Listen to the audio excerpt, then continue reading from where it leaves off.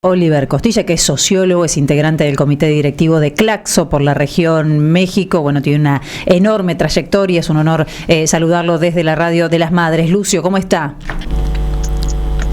Hola, buenas tardes, ¿me escuchan bien? Te escuchamos perfectamente, aquí estamos con Atilio Borón, con Jair, con Julio, escuchándonos y el querido Atilio nos estaba haciendo una suerte de contextualización de lo que está sucediendo en México y de la previa de las elecciones. Claro, ¿qué tal?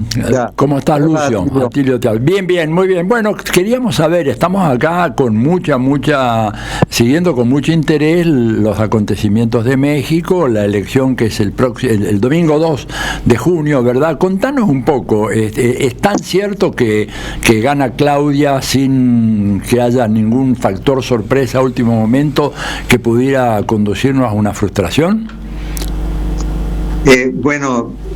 Primero que nada quiero agradecer la entrevista. En segundo lugar, decir que no soy actualmente miembro del comité directivo de Claxo. Fui durante 2 periodos, pero terminé y ahora soy investigador. Estoy en Río de Janeiro haciendo mi sabático en la Universidad Federal de Río de Janeiro. Perfecto. Un buen lugar para hacer un sabático, ¿verdad, Lucio? Sí, está haciendo mucho calor. Todo este cambio climático tuvo el calor que debía haber desaparecido más o menos en abril, lo mantuvo y sigue como el clima casi como en verano. Claro. Es una muy extraña lo que está pasando, que generó por otro lado las inundaciones de Río Grande do Sul, porque el frío ese no entra para acá. Hay una barrera invisible que dificulta. Entonces aquí se mantiene como una especie de ambiente cerrado de calor. Una cosa muy extraña. Yo estoy a gusto porque no sufro eso. Sí lamento mucho lo que está pasando fuera de esta barrera, ¿no? Claro. Pero sigamos. La pregunta que me haces es difícil. Sería un profeta y no tengo ese don. Entonces hay una tendencia sí a que gane Claudia Sheinbaum. No sé si puede haber algún acontecimiento inesperado que modifique esa tendencia, pero la tendencia es fuerte. Es más o menos en abril, inicios de abril estaba en 54% frente a la segunda contendiente, que era 39%. Entonces eso se ha modificado en beneficio de la candidatura de Claudia Sheinbaum. Entonces pues ese es el dato fuerte. En realidad va a ser el 2 de junio va a ser una situación compleja en México de tipo electoral, porque se eligen, además de la presidencia, con 3 candidatos, Claudia Sheinbaum, Xochitl Gálvez y Jorge, no recuerdo el apellido de Jorge, pero son de 3 grupos, ¿no? Morena, una coalición con el PRI, el PAN y el PRD, y el otro es de Movimiento Ciudadano. Además de la presidencia, se van a elegir 9 gobiernos estatales, 128 cargos en el Senado, 500 diputados federales, 31 congresos locales, 1.580 cámaras municipales, 16 alcaldías de la Ciudad de México y 24 juntas municipales. Es decir, va a ser toda una concentración de actividades electorales muy importante. Seguimos con las otras preguntas. Adelante. Pero mira, ahora, ¿puede Claudia arrastrar, por ejemplo, un número suficiente de diputados? Porque creo que la clave, me parece, para los cambios que ella quiere hacer, para continuar con la política de la cuarta transformación, es tener una mayoría sólida en la Cámara de Diputados. ¿Cómo ves esa posibilidad? Yo la posibilidad de la mayoría la veo bien, la veo fuerte. Lo que se aspira por parte de tanto de Morena sobre todo y de la propia Claudia es más allá que una mayoría, es tener mayoría calificada de 2/3 partes de las cámaras. Eso es lo que verdaderamente sería un avance importante para para sus resultados. No quiere decir que lo otro no sea importante, lo otro sin duda una mayoría es para tener una gobernabilidad adecuada es importante, pero están buscando algo más, esas 2/3 partes, porque los proyectos, digamos, de lo que se expresa ahora como derecha, ultraderecha en México, están muy debilitados, vamos a decirlo, muy desprestigiados también. Entonces, sí se ve una posibilidad de continuación de este progresismo radical que se instauró en México desde el 2018, con muchas posibilidades, incluso hasta de obtener, sería un gran triunfo, esa mayoría calificada de 2/3 partes, porque ahí sí se podría reformar la Constitución, cambiar todo el sistema del Tribunal Superior de Justicia, controlar a los jueces, es decir, podría haber cambios que necesita México hacia una transformación de mayor soberanía plena y de mayor diferenciación entre poder político y poder económico. Lucio, ¿cómo estás? Te saluda Jair Sibel, te hago 2 preguntas cortas y al pie. ¿Qué pasa con el Instituto Electoral, que fue uno de los temas más sensibles durante la campaña? Y la otra es, ¿qué crees que va a hacer Andrés Manuel López Obrador, que se retira, como en México hay mandato único sin reelección, con una aprobación de gestión altísima y como uno de los grandes transformadores, el artífice de la 4ª transformación de México en esta historia? Bueno, el INE tenía una orientación, vamos a decirlo, más simpatizante con la derecha, que se modificó una vez que salió su presidente anterior, y ahora es un poco más equilibrada, está tratando de jugar un papel más objetivo, más neutro, vamos a decirlo, frente a las distintas corrientes electorales y partidos electorales. Y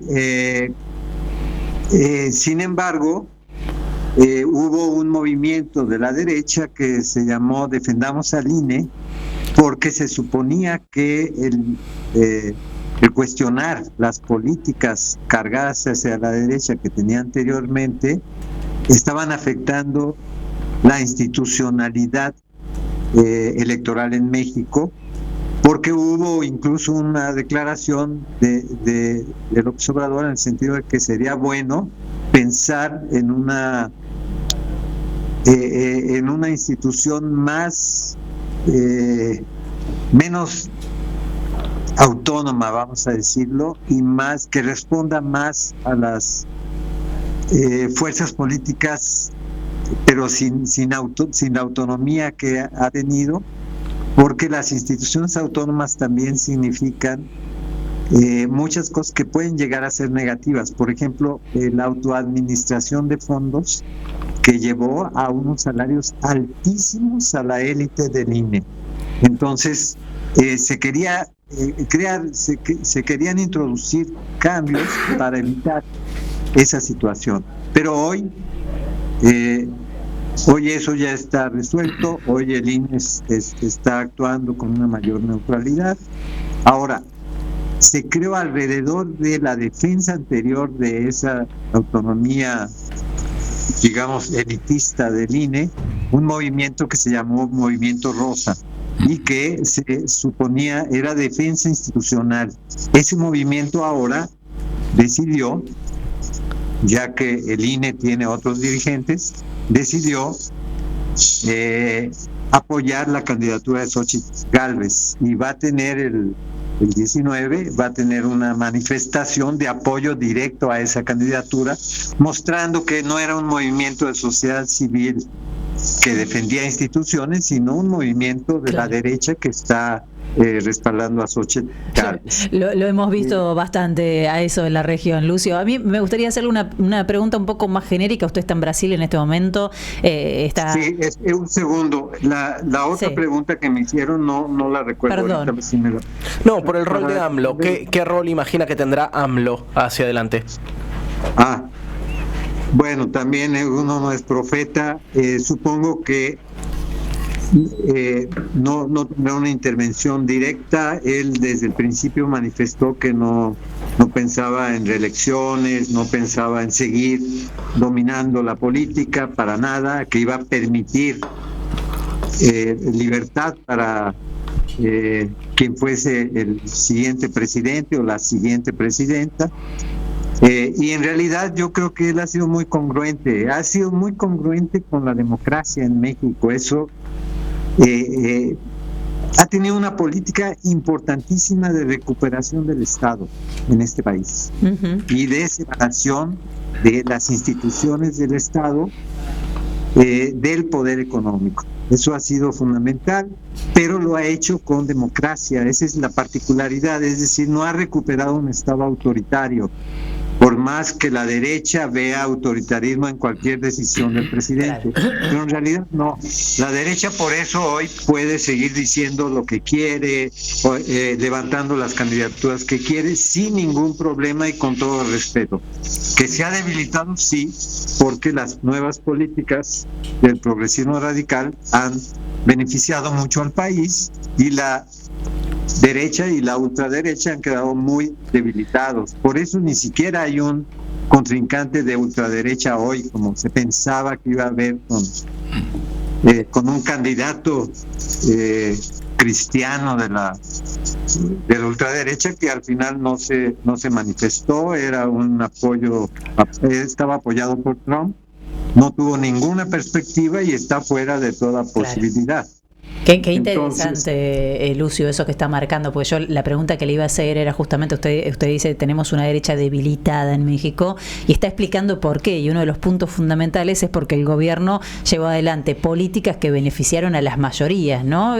Cuando vienen gobiernos que supuestamente defienden a las mayorías o representan a los trabajadores y no logran por algún motivo concretar políticas que sean beneficiosas, bueno, esa es la puerta de entrada para la derecha. Creo que en gran medida es una explicación, son muchos otros factores, ¿no? Pero es una buena explicación para lo que estamos viviendo aquí en Argentina. Yo le iba a preguntar cómo observa usted la avanzada de estos gobiernos, en el caso argentino, le diría de extrema derecha, no sé si usted lo cataloga así, ¿no? Como el de Javier Milei. Mirábamos nosotros con mucho asombro lo que pasaba en Brasil hace algunos años, cuando llegaba Bolsonaro al poder, y ahora estamos viviendo, bueno, una situación en algunos aspectos similar. Claro, porque las élites que dirigen el mundo contemporáneo, sobre todo de la parte occidental, son élites que se han inclinado a mantener una dirección elitista de la globalización, donde no participan más que el capital corporativo, el capital financiero y sus representantes. Entonces, países periféricos no participan en la determinación de los rumbos de la globalización, ni tampoco trabajadores. Entonces, ellos han llevado al extremo esa imposición de las políticas del capital financiero, tanto que están destruyendo los países, como usted dice, y si dentro no hay una política realmente soberana de defensa del Estado, pero no de defensa del Estado, digamos, sin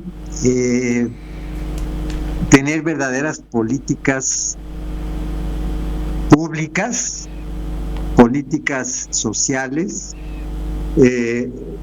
soberanía política, empresas estatales fuertes. Es decir, México tenía una ventaja respecto a Argentina, por ejemplo, que heredó los logros de una revolución del siglo pasado, y eso permitió que instituciones de política pública fueran verdaderamente universales, como educación, salud, instituciones de apoyo social, que que se debilitaron muchísimo en los 35 años de neoliberalismo que hubo, tanto que se quería privatizar todo y se desarrolló un Estado corrupto digamos, en mucha profundidad. Y eso es lo que se ha superado, y eso la gente es lo que le reconoce a López Obrador. En primer lugar, que cuestionó el Estado corrupto.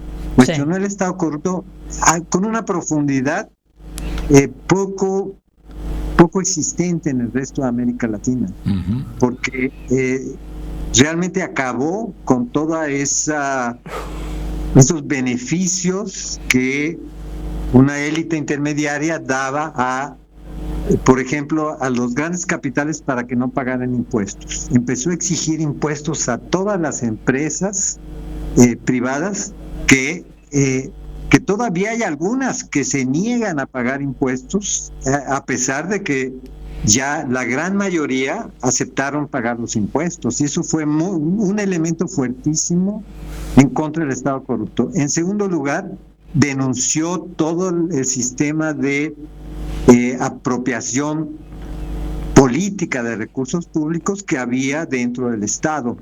En tercer lugar, no solo se bajó sus salarios, sino que exigió que toda la administración pública se bajara el salario para tener un salario más digno y más de acuerdo a la realidad.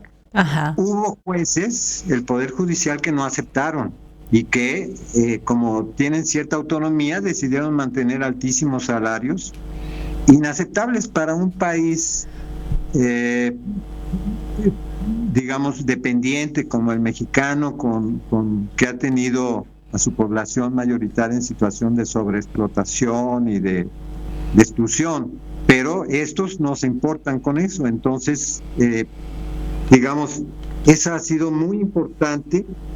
Y, por ejemplo, en relación a la herencia de un sistema de salud y de educación pública universal, sí, no solo lo recuperó en serio, sino que está queriendo que realmente ejerza una función pública de calidad. Y, por ejemplo, empezó a combatir el poder absoluto que tenían las farmacéuticas internacionales y nacionales. Empezó a cuestionar, digamos, la entrega de fondos de el sistema de ciencia, tecnología a empresas privadas transnacionales. El CONACYT de acá, de México, el CONACYT, que es equivalente al CONACYT de Argentina, al CONICET, claro, entregaba cerca del 50% de sus fondos a empresas como Kimberly Clark de papel, o a empresas como la Volkswagen, cuyo propósito era el lucro. Entonces todo eso cambió en serio. Y eso, yo creo que hay un reconocimiento de que ahora sí se está tratando de llevar a cabo un programa de recuperación, no solo de la universalidad de salud, de educación, apoyos sociales, sino frente a lo que fue la focalización del neoliberalismo, sino recuperar la calidad. Es decir, que eso desde la propia pandemia fue muy importante. De tal manera que realmente se piense las mayorías en serio, y eso no, por eso podemos caracterizar su gobierno como progresismo radical, no solo como progresismo. Por ejemplo, Petróleos Mexicanos, se recuperó Petróleos, que era una caja chica de esa alianza anterior empresarial y digamos élite dorada de la política, y se recuperó en serio, eliminando lo que se llama acá el huachicoleo, es decir, la apropiación indebida de petróleo por parte de delincuentes, pero además también de los delincuentes de cuello blanco que sacaban la producción a aguas internacionales, la producción de Pemex. Sí. Regresaban los barcos de aguas internacionales, y Pemex hacía la figura de comprarles un petróleo que en realidad era el petróleo. Sí. Una locura absoluta. Bueno, acá no nos asombremos porque con cierta producción nos pasan cosas parecidas. Aquí en la Argentina pero qué buena agenda esa de políticas que está contando Lucio Oliver, que explican la debilidad de la derecha en México y este panorama electoral que estamos describiendo. Sí, el progresismo radical. Eso no quiere decir esos grandes logros, porque realmente son grandes logros que por eso el presidente va a salir y tiene ahora 70% de aprobación nacional. Entonces hay muchas dudas todavía porque son procesos.